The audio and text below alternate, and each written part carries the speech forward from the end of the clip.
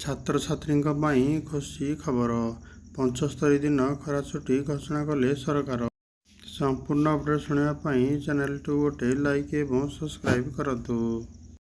ଛାତ୍ରଛାତ୍ରୀମାନଙ୍କ ପାଇଁ ଆସିଲା ବଡ଼ ଖବର।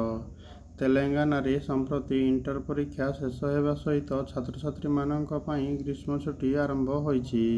ମାର୍ଚ୍ଚ 31ରୁ ମେ 31 ପର୍ଯ୍ୟନ୍ତ 2 ମାସ ପାଇଁ ଛୁଟି ଦିନ ରହିବ। ଜୁନିୟର କଲେଜଗୁଡ଼ିକ ଜୁନ୍ 1ରେ ଖୋଲିବ।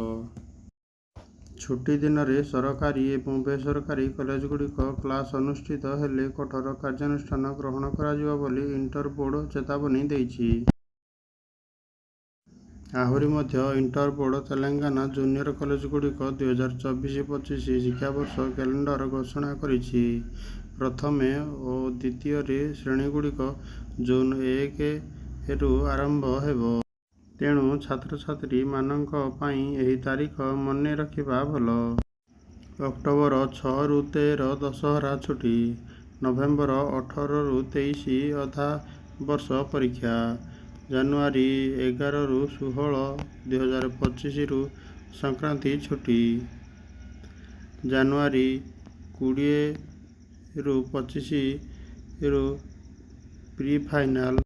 ଫେବୃଆରୀ ପ୍ରଥମ ସପ୍ତାହରେ ପ୍ରାକ୍ଟିକାଲ ଏବଂ ମାର୍ଚ୍ଚ ପ୍ରଥମ ସପ୍ତାହରେ ସିଦ୍ଧାନ୍ତ ପରୀକ୍ଷା ହେବ ବୋଲି ବୋର୍ଡ ଘୋଷଣା କରିଛି।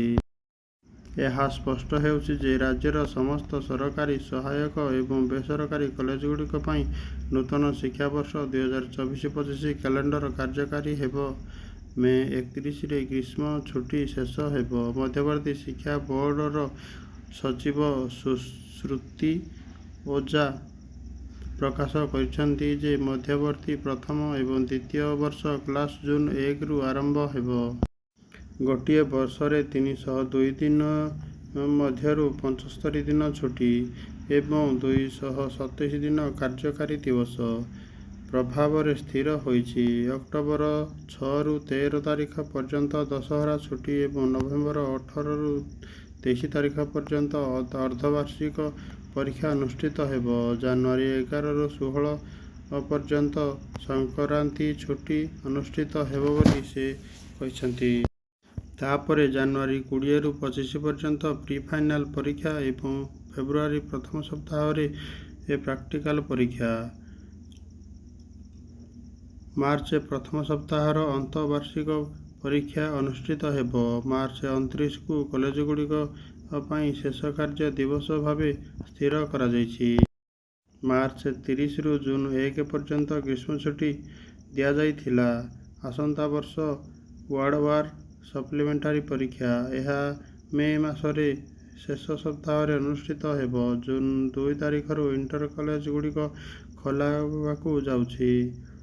ଅକ୍ଟୋବର ମାସରେ କେବଳ 19 କାର୍ଯ୍ୟ ଦିବସ ଅଛି।